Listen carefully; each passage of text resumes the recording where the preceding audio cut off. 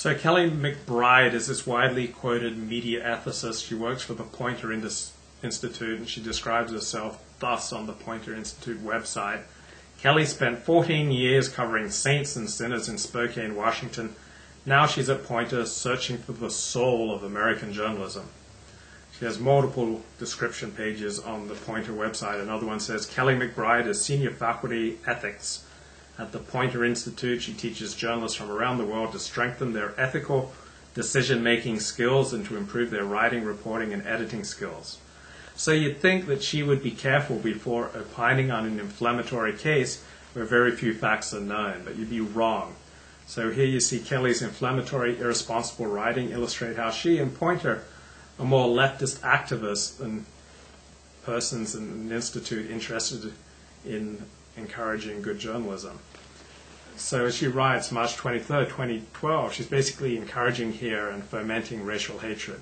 She writes, how does a story about a teenager's illogical killing? She's writing about the Trayvon Martin case. So without knowing the important facts in the case, because this is right after it became national news, and people really didn't know what happened between George Zimmerman and Trayvon Martin, but she's already weighing in and saying it was an illogical killing. She's already made up her mind about the case. She's opining about it publicly in a case so incendiary that people may well die from protests regarding it.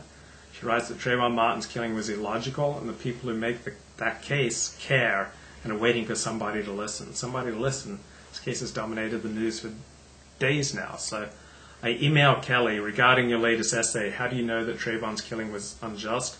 How do you know that his killing was illogical? Why are you opining about the lack of justice in this case when so little is known about it? Are you more interested in fomenting racial hatred than in good and fair journalism? I received no response. So she writes, before social media came to dominate our lives, I'd like to believe that traditional media would have demanded justice for Trayvon.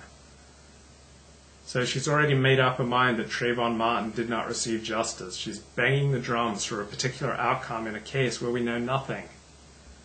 And I don't have any position on what happened because I don't know anything either.